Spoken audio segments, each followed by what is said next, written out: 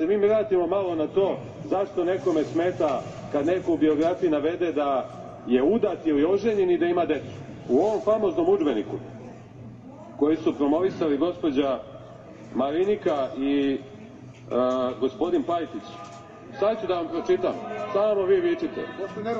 Samo vi vičite, polako, imamo mi vremena. Na strani 107 ovog udžbenika kaže se: planiranje porodice u užem smislu, pravo ljudi da imaju željeni broj dece, u zagradi, ne više od 4. Znači, nemojte da imate više od 4 dece. To piše na strani 107. Evo, nadam se da su tu ljudi iz resornog ministarstva, mogu da provere da li je ovo istina. Kaže ovako: dugotrajnim istraživanjima i proučavanjima došlo se do zaključka da je homoseksualnost normalna i pozitivna varijacija ljudske seksualnosti. Strana 105. Nema dokaza da roditelji utiču na seksualnu orijentaciju dece, jer ima primjera i homo i heteroseksualne dece iz homo i heteroseksualnih brakova. Strana 105.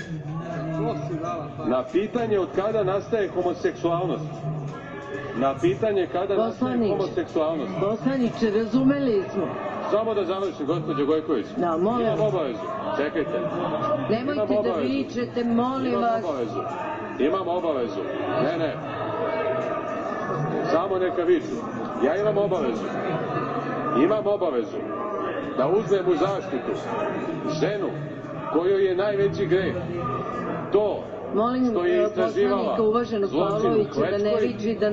u Račku i to što je imala hrabrosti da u svojoj biografiji navede da je udata i da ima 2 sina. I sad mi dozvolite da obrazložim motivaciju ljudi koji misle da je ovo najveći greh Danice Marinković. Poslaniče, molim samo da nam ne čitate delove iz udžbenika. Moram. Citiram. Insistirate. Citiranje je dozvoljeno. Poslaniče. A čega se stiče? Ne mogu to da dozvolim. Poslaniče, razumeli smo vas. Ne, samo sedi. Poslaniče.